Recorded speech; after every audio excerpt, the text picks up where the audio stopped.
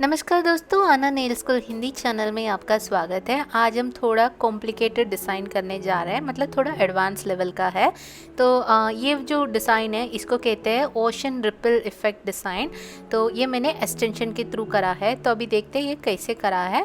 उससे पहले अगर आप पहली बार चैनल विजिट कर रहे हैं तो प्लीज़ सब्सक्राइब कर लेना और नोटिफिकेशन ऑन करना। और अभी वीडियो शुरू करते हैं। अगर आप एक रेगुलर व्यूअर है तो आपको पता ही है हमारा सबसे पहला जो प्रोसेस है वो ड्राई मैनिक्योर होता है।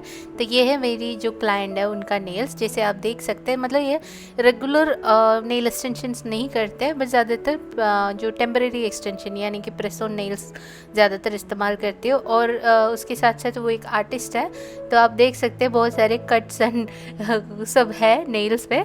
तो वो अपने अपने प्रोफेशन के हिसाब से अपनी फिंगर टिप में देख के हमको पता चल जाते हैं कौन रफ काम करते हैं, कौन एकदम ऑफिस वाला काम करते हैं। तो यहाँ पे सबसे पहले मैंने यहाँ पे स्टार्ट करा है नेल्स को पीछे पुश बैक करते हुए। तो उसके लिए जैसे आप देख सकते हैं मैंने यूज़ किया है एक ऑरेंज वुड स्टिक। आप मेटालिक पुशर भी यूज़ कर सकते हैं। क्यूटिकल को पुश बैक करने के बाद मैंने अपनी इलेक्ट्रिक फाइल लिया है। इलेक्ट्रिक फाइल में मैंने डायमंड बिट डाला है। तो ये जो पर्टिकुलर डायमंड बिट है इसे हम फ्लेम बिट कहते हैं। और मशीन जो है मेरा वो कुछ 18,000 आरपीएम के स्पीड में चलता है। तो जब भी हम लोग इलेक्ट्रिक फाइल यूज़ करते हैं वो टाइम पे स्पीड बहुत मैटर करता है। कम स्पीड में करोगे तो आपका नेल क्लीन नहीं होगा, प्लस आप बार बार मशीन चलाओगे तो वहाँ पे आप नेल को इवेंचुअली डैमेज भी करेगा। तो स्पीड बहुत इम्पोर्टेंट है, एंगल बहुत इम्पोर्टेंट है। तो जैसे आप देख सकते हैं स्टार्टिंग में मैं पहले अपना राइट साइड एरिया जो है नेल्स का वो ज़्यादा क्लीन कर रही हूँ, क्योंकि अभी जो मेरा मशीन है वो रिवर्स मोड में चल रहा है। तो रिवर्स मोड से याद आया, मैं अपने चैनल में कुछ 1-1.5 मिनट का वीडियोस भी अपलोड करती रहती हूँ, जिसमें छोटे छोटे टॉपिक्स में मैं वीडियोस कवर करती हूँ। वो भी हिंदी लैंग्वेज में भी में ही रहता है। तो आप वो वीडियोस को भी देखा करो ताकि आपको ये जो छोटी छोटी जो चीज़ों की जो नॉलेज है वो भी आपका इंक्रीज हो जाएगा। तो जैसे यहाँ पे आप देख सकते हैं हमने रिवर्स मोड में पूरा राइट साइड को क्लीन करा। और एक बार मैंने सारे फिंगर में ये कंप्लीट करेंगे, फिर मैं मशीन को डालूंगी फॉरवर्ड मोड में, जो हमारा नेल का जो लेफ़्ट साइड एरिया है उसको क्लीन करने के लिए हम यूज़ करेंगे। अभी हमने मशीन वाले काम तो कंप्लीट कर दिया। इसके बाद भी अगर चाहो तो मशीन से भी आप आगे का काम भी कर सकते हैं, लेकिन मैंने यहाँ पे हैंड फाइल यूज़ किया है 100-180 का। ये मून शेप हैंड फाइल है। उसको मैंने फिंगर्स को इसी तरीके से होल्ड करा और इसके बाद जो नेल का जो शाइन है उसको मैंने इसी तरीके से बफ करके पूरा शाइन हटा दिया है। ठीक है। तो जब आप ये करते हो, नया फाइल जब भी यूज़ करते हो, तो आपको मेक श्योर करना है कि उसकी एडजेस आपने एक पुराना फाइल से बफ करके उसको सॉफ्ट बनाया, नहीं तो जो क्यूटिकल एरिया का स्किन है वो कट हो सकता है। ओके। हमने सारे फिंगर्स में उसी तरीके से ड्राई मैनिक्योर मतलब फाइल करके सारा शाइन निकाल दिया है। अब इसके बाद यहाँ पे मैं यूज़ कर रही हूँ क्यूटिकल निपर। और क्यूटिकल निपर से जो स्किन को मैंने मशीन से थोड़ा ऊपर की तरह रोल किया था, केराटिनाइज स्किन होता है, इसको ट्रिम करने से उनको बिल्कुल भी लगेगा नहीं। अगर लगा उसका मतलब है अब डेड स्किन नहीं, अब एक्चुअली लाइव स्किन में कटा है। तो इसलिए बहुत केयरफुली करनी है। और यहाँ पे पूरा कट करने के बाद कुछ इस तरीके से आपका नेल दिखता है, एकदम ही क्लीन हो जाता है। अगर आप चाहो तो ये जो ट्रिमिंग एरिया है आप अपना पूरा एक्सटेंशन ख़त्म करने के बाद भी आप कर सकते हो, क्योंकि जब पहले हमने कर रखा और अगर आपने फाइल जो हैंड फाइल है उसको सही तरीके से ब्लेंड नहीं किया और फिर प्रोडक्ट एप्लीकेशन के बाद जो फाइलिंग करते तो क्यूटिकल कट हो सकता है। ठीक है। अगर चाहो तो ये बाद में भी आप कर सकते हैं। एक बार ये सारा काम ख़त्म हो गया तो हमें करनी है नेल्स को अच्छे से क्लीन। उसके लिए मैं यहाँ पे यूज़ कर रही हूँ लिन फ्री वाइप और अल्कोहल। इसी तरीके से नेल्स को पूरी तरीके से आपको क्लीन करनी है। नेक्स्ट हम लगाएंगे टिप्स। तो यहाँ पे मैंने टिप्स सारे मेजर करके रखा है दोनों हाथ का। और इसके बाद जैसे आपको पता है मैं इसको थोड़ा प्रेप करती हूँ इसी तरीके से हैंड फाइल यूज़ करके। इसका जो फ्रेंच कट वाला एरिया है वहाँ पे मैं फाइल करके उसका थिकनेस आधे से ज़्यादा कम कर लेती हूँ। ओके। तो ऐसे करने से क्या होता है, बाद में जब आप अटैच करके इसको ब्लेंड करने जाओगे तब आपको बहुत ही कम फाइलिंग करनी रहेगी। अभी फाइलिंग करने के बाद हम इसको ग्लू से अटैच करेंगे। तो आज मैं एक नया ग्लू यूज़ कर रही हूँ, ये है रनारा करके एक ब्रांड का। अगर आप ये ख़रीदना चाहते हैं तो रनारा का इंस्टाग्राम पेज में आप मैसेज कर सकते हैं। ये कुछ 400 रुपीज़ का आता है, आप मैसेज करके उनको ऑर्डर दे सकते हैं। तो इसका ऐसे ब्रश इन करने के लिए ब्रश का ऑप्शन दिया है, तो बहुत आराम से आप ऐसे जितना ज़रूरत है उतना ग्लू आराम से लगा सकते हैं। और उसके बाद अपना क्लाइंट की जो हाथ है उसको इसी तरीके से पकड़ना और अपना जो टिप है उसको इसी तरीके से अटैच करनी है। यहाँ पे ध्यान देना, पूरा कॉर्नर टू कॉर्नर कवर होनी चाहिए और नेल के नीचे पार्ट मतलब घुमा के देखोगे तो वहाँ पे बिल्कुल भी गैप भी नहीं आना चाहिए। ओके, तो इसी तरीके से टिप्स को अच्छे से अटैच कर देनी है। टिप्स को अटैच करने के बाद यहाँ पे मैंने अपना टिप कटर जो है उसको यूज़ करके इसका लेंथ थोड़ा कम किया है। तो ये टाइम पे आप अपने क्लाइंट को पूछ सकते हैं कि उनको कितना लेंथ चाहिए, कौन सा शेप चाहिए, वो सब अब पूछ के वो हिसाब से अपना लेंथ आप कट कर सकते हैं। तो हमेशा जो लेंथ क्लाइंट बोलते हैं उससे हल्का बफर डाल के ही आपको ट्रिम करनी है, बाकी आप हैंड फाइल से बफ करके थोड़ा लेंथ आगे पीछे कर सकते हैं। टिप्स को ट्रिम करने के बाद यहाँ पे वापस मैंने अपना हैंड फाइल लिया, उसका 180 ग्रिड साइड से जहाँ पे टिप है सिर्फ फाइल टिप्स के ऊपर ही चलना चाहिए, बिल्कुल भी नेल प्लेट में नहीं लगना चाहिए, क्योंकि नेल प्लेट हमने ऑलरेडी बफ करके रखी है। तो अगर बार बार नेल प्लेट पे करोगे तो आपका नेल प्लेट डैमेज होगा। तो आपको ध्यान देनी है कि आपका फाइल जो है वो बिल्कुल टिप्स पे ही लग रहा है और उसको अच्छी तरीके से इसी तरीके से फाइल करके आपको ब्लेंड करना है और उसका भी शाइन आप ऐसे रिमूव कर सकते हैं। अगला स्टेप है नेल्स को अच्छे से क्लीन करना है। यहाँ पे फिर से मैं लिन फ्री वाइप और अल्कोहल ही यूज़ कर रही हूँ। अच्छे से नेल प्लेट को क्लीन करना है, कोई भी डस्ट कुछ भी नहीं होना चाहिए। और इसके बाद फिर हम लगाएंगे इसमें डिहाइड्रेटर और प्राइमर। तो यहाँ पे मैं इस्तेमाल कर रही हूँ मॉडल 1 का डिहाइड्रेटर, आप कोई भी ब्रांड का यूज़ कर सकते हैं। और यहाँ पे जब डिहाइड्रेटर लगाते हो तो सिर्फ नेल प्लेट में ही आपको लगानी है, पूरे टिप्स में लगाने की बिल्कुल भी ज़रूरत नहीं है। और इसके बाद एक बार डिहाइड्रेटर एप्लीकेशन हो गया है तो आप इसी तरीके से प्राइमर भी लगा सकता है। जो प्राइमर मैं यूज़ कर रही हूँ वो भी वही सेम ब्रांड का है, मॉडल 1 का एसिड फ्री प्राइमर में यहाँ पे इस्तेमाल कर रही हूँ। तो वो भी आप सिर्फ नेल प्लेट में ही अप्लाई करनी है।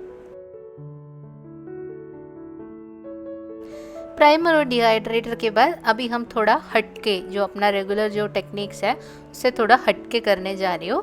तो यहाँ पे मैं एक जेल पॉलिश यूज़ कर रही हूँ जो है कि एक डीप ब्लू कलर। तो जैसे आपने देखा ये भी मॉडल 1 ब्रांड का ही है। तो मेरे पास एक्चुअली उनका बहुत सारे प्रोडक्ट्स है क्योंकि उन्होंने मुझे PR में काफ़ी चीज़ें भेजे थे, प्लस मैंने खुद भी बहुत सारे ख़रीदे हैं। ये एक इंटरनेशनल US बेस्ड ब्रांड है। तो आपको शिपिंग थोड़ा मतलब डॉलर में प्राइस रहेगा।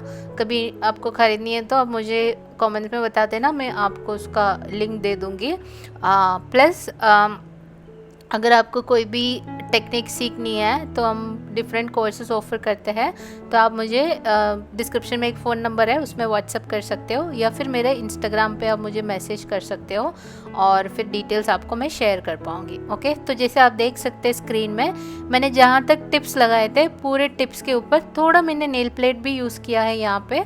इसी तरीके से मैंने एक पतला लेयर का जेल पॉलिश लगाया और उसके बाद इसको मैंने क्योर किया और उसके बाद मैंने एक और लेयर इसमें लगाया ताकि थोड़ा ओपेसिटी बने। जस्ट लाइक जैसे हम नॉर्मल अपने फिंगर्स में जेल पॉलिश लगाते हैं उसी तरीके से मैंने यहाँ पे जेल पॉलिश लगाया है। लेकिन जो लगाया पूरे नेल पे नहीं लगाया, सिर्फ टिप्स में लगाया है और उसके बाद क्योर किया और एक और लेयर भी मैंने फिर अप्लाई किया, उसको भी क्योर किया। अभी मैं कुछ और प्रोडक्ट यूज़ करने जा रही हूँ। तो ये है कैनी करके ब्रांड है, इनका मिल्की वाइट जेल पॉलिश मैं इसके ऊपर लगाने जा रही हूँ। तो पूरे दोनों लेयर क्योर करने के बाद अभी इसी जेल पॉलिश के ऊपर हम अप्लाई करेंगे ये जो जेली वाइट या फिर आप बोल सकते हैं मिल्की वाइट कलर। तो जैसे आप देख सकते हैं ये पूरा ओपेक वाइट नहीं है, ये थोड़ा सा ट्रांसलूसेंट वाइट है। तो इसी तरीके से ब्लू के ऊपर मैंने लगाया। उसके बाद मैंने यहाँ पे नो वाइट टॉप कोट जो है वो थोड़ा अपने पैलेट में लिया। उसके बाद एक डॉटिंग टूल लेके इसी तरीके से, तो अभी समझो जो वाइट मैंने लगाया उसको मैंने क्योर नहीं किया था, उसी के ऊपर मैंने इसी तरीके से क्लियर का ऐसे ड्रॉप्स ऐसे गिराया। तो आप देख सकते हैं कैसे एक रिपल इफेक्ट यहाँ पे क्रिएट हो रहा है। ओके, एक बार ये कंप्लीट हो गया तो फिर इसको हम इमीडिएटली क्योर करेंगे।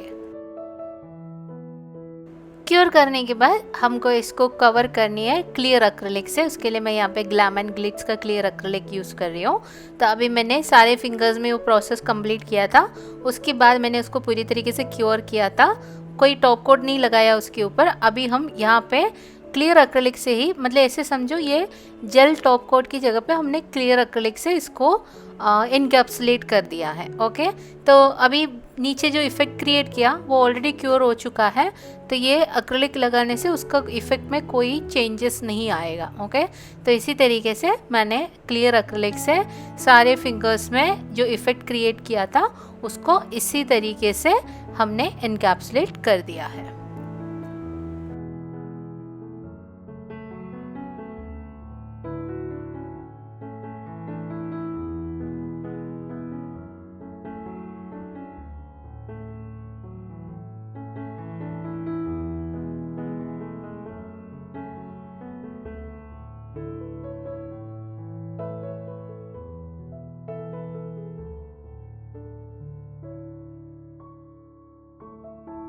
अभी जो नेक्स्ट स्टेप है उसके लिए मैंने मिया सीक्रेट का कवर पिंक एक्रिलिक यूज़ किया है। तो अभी हम kind of a ombre effect यहाँ पे क्रिएट करेंगे, वही अपना कवर पिंक कलर को यूज़ करते हुए। तो बेसिकली ऐसे समझो एक बीच थीम्ड नेल डिज़ाइन है और इसका जो इफ़ेक्ट हमने क्रिएट किया वो वाटर रिपल इफ़ेक्ट्स है।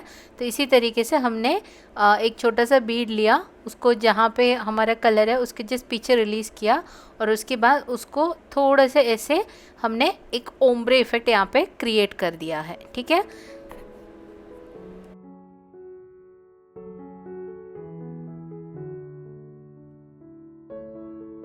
चलिए हम एक बार और देखते हैं।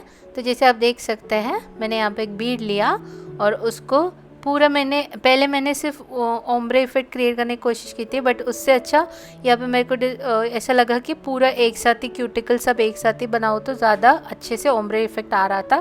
तो मैंने इसी तरीके से इफेक्ट क्रिएट कर दिया। अगर आपको लग रहा है अच्छे से वो इफेक्ट आया नहीं तो आप थोड़ा सा एक छोटा सा बीड लेके आप उसको थोड़ा रिवर्स एप्लीकेशन करके वापस थोड़ा ओम्ब्रे इफेक्ट आप क्रिएट कर सकते हैं।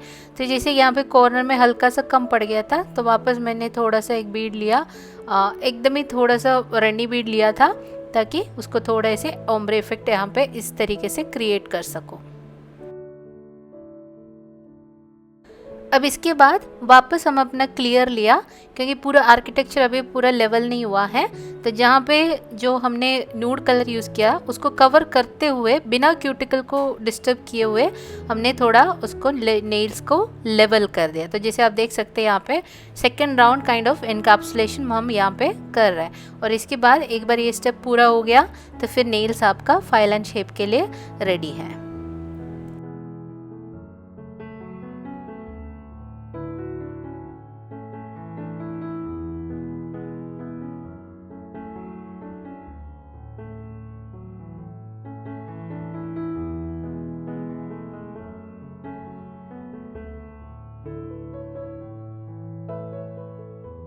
अभी सारे नेल्स में पूरा हमने कंप्लीट करा है।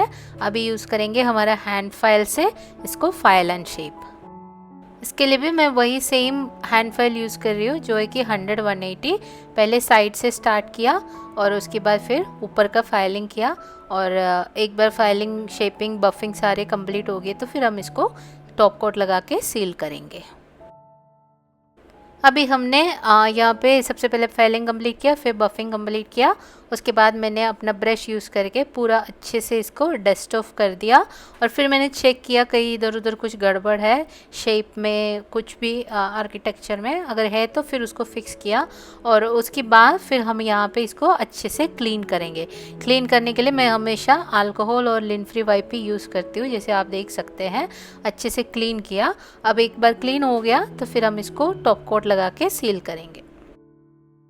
टॉप कोट से पहले कुछ इस तरीके से दिखता है हमारा डिज़ाइन जो है। अभी इसको हम लगाएंगे टॉप कोट। टॉप कोट मैं यहाँ पे यूज़ कर रही हूँ शिल्स का डायमंड टॉप कोट। तो एक अच्छा सा एक भर के प्रोडक्ट लेके अच्छे से बिना स्किन पे लगे हुए नेल्स को पूरी तरीके से इस तरीके कवर करनी है, और इसके बाद हम इसको क्योरिंग के लिए भेजेंगे। मैंने एक छोटा सा यहाँ पे स्टार फिश बनाया था, उसके लिए मैंने वाइट जेल पॉलिश लिया था, साथ में थोड़ा उसमें क्लियर एक्रिलिक मिक्स कर दिया क्योंकि मेरे पास जेल पेंट नहीं था। तो इसी तरीके से मैंने स्टार फिश भी बनाया था, उसको भी क्योर करा। और ये रहा हमारा फाइनल रिज़ल्ट। मुझे बहुत अच्छा लगा, और आप मुझे बताना आपको ये डिज़ाइन कैसा लगा। अगर आप इसको रिक्रिएट करेंगे तो मुझे इंस्टाग्राम पे टैग करना बिल्कुल मत भूलना, मैं आपका काम अपने स्टोरी में रीशेयर करूँगी। और उसके साथ अगर आपको कुछ क्वेश्चंस कुछ रहेगा तो वो भी मुझे आप बिंदास कमेंट सेक्शन में पूछ सकते हैं। वीडियो को लाइक शेयर करना, कमेंट करना और चैनल को सब्सक्राइब करना। मैं आपको मिलूँगी अगले वीडियो में, तब तक अपना ख्याल रखिएगा and thank you for watching. Bye bye.